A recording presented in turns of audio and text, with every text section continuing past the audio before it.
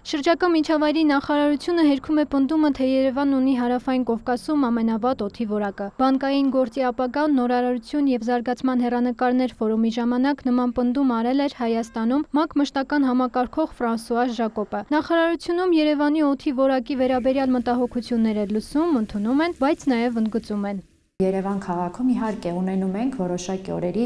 օդում հատկապես փոշու կոնցենտրացիայի ավելացում, բայց դա բնորոշել որպես շատ վատ իրավիճակ այդպես չի, որովհետև այդ գերազանցումները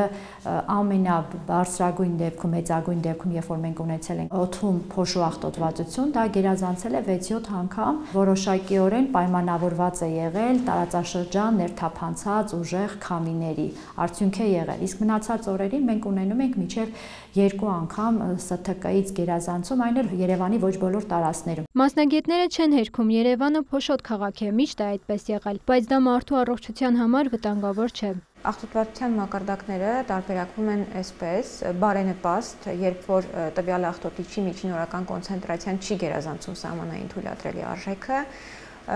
անբարենպաստ, երբ որ միջինօրական գերազանցումը մինչև 19 անգամ է, եւ արդեն գալիս է հետո վտանգավոր 20-ից 29 անգամ եւ 50 անգամից ավել է դա արտակարգն է։ Նշեմ, որ մեր տարիների ուսումնասիրությունների արդյունքում երբևիցե չենք ունեցել վտանգավոր մակարդակ եւ արտակարգ մակարդակ աղտոտվածության, երբեմն ունենում ենք անբարենպաստ մակարդակ, այսինքն եթե մինչև 19 անգամն է գերազանցումը համարվում անբարենպաստ, մենք ունենում ենք օրեր լինում են, որ փոշով եւ ազոտի երկօքսիդով ունենում ենք 1.5-ից մինչև 2-3 անգամ արտակարգ քամոտ օրերին կամ ինչ-որ իրավիճակներում եւս եղել է 8-10 անգամ գերազանցումներ սահմանային թույլատրելի արժեքից։ Մեր երկրում օդի որակի մոնիթորինգը իրականացնում է շրջակա միջավայրի նախարարության հիդրոօդերևութաբանության և մոնիթորինգի կենտրոնը։ Պաշտոնական տվյալների վրա չհիմնված տեղեկատվությունը չպետք է դիտվի որպես հավաստի, օգտագործվի համեմատական գնահատումների համար, նշում են կենտրոնից։ Տարբեր սարքավորումներ կան, տարբեր գնային եւ տարբեր տիպի մեթոդաբանությամբ աշխատող, որ չափում են օդի աղտոտվածությունը։ Ամենաէժանից մինչև ամենաթանկ, ամենաստանդարտացված ճշգրիտ մեթոդաբանությամբ սարքավորումներ կան։ Հիմա տվյալ տարբեր կայքերում, IQAir եւ այլն տեղեկատվություն կա այնպիսի սարքերով չափված աղտոտվածության, որոնք ստանդարտացված մեթոդներով միջազգային չեն աշխատում, այսպես ասած, իսկ մեր մեթոդները ճշգրիտ են։ Պետական մոնիտորինգի դերակատարությունը կայանում է նրանով, որ ստանդարտներին համապատասխան տեղադրի իրեն դիտակայանները եւ տվյալ տարածաշրջանին, միկրոշրջանին ու Երևանի ներսում որոշակի հատվածի համար ստեղծի արտադրի պաշտոնական տեղեկատվություն եւ դա արդեն մնացած տվյալները որոշակիորեն համեմատվեն այդ տվյալների հետ, ոչ թե հիմք վերցնեն այդ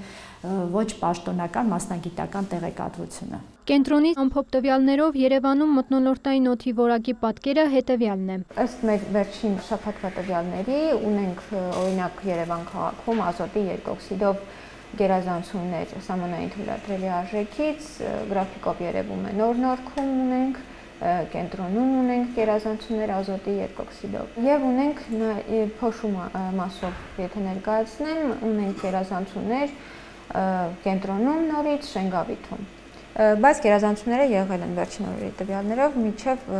2 անգամ։ Վերջին 5 տարում օդում փոշու պարունակության գերազանցում չի եղել։ Մնացած տարիներին մոտ է եղել ՍԹԿ-ի արժեքին, բայց տարեկան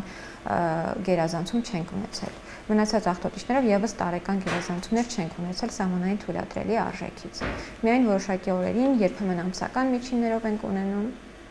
գերազանցումներ եւ Երևանում եւ նաեւ խոշոր քաղաքներում Գյումրի, Վանաձոր, Արարատ, Հրազդան։ Երբեմն բնակչության մոտ խուճապ է առաջանում, թե Երևանում պետք է դիմակով շրջել, քայլել։ Նախարարության մասնագետները շեշտում են, մայրաքաղաքում նման իրավիճակ չկա։ Այն հատվածներում, որտեղ ակտիվ շինարարություններ են ընթանում, օդում փոշու առկայությունը գուցե շատ լինի։ Ամեն դեպքում դա էլ չի համարվում արտակարգ իրավիճակ։ Մերի Խաչատրյան, Մհեր Կիրակոսյան, լուրեր։